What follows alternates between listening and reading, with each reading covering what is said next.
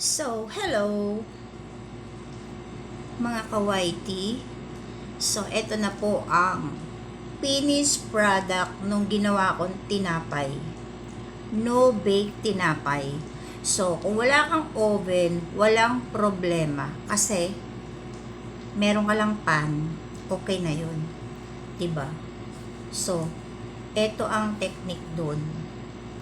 Kapag nagmamasa kayo ng harina, tas gusto nyo magkahiwalay siya, yung pwedeng yung may space sa loob, lalagyan nyo siya ng harina sa gitna, and then taklob nyo ulit, and then masahin nyo ulit para magkahiwalay sila. So ganitong kalalabasan. Ayan, o diba, o, magkahiwalay sila sa loob. Kaya kung meron kang white cheese or anong gusto mong palaman, ayan, pwede mong lagyan sa loob, diba? Pero ako, dahil ayoko nung maraming lasa,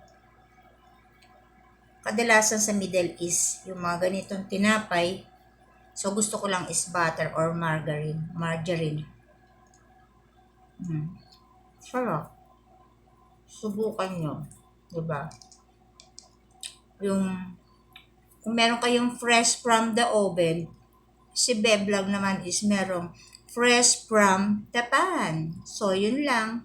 Don't forget to like my video and subscribe kung hindi ka pa nakasubscribe. At saka, alam mo na, silip-silip ka naman sa ibang video ko kahit walang kalatoy-latoy. Bye!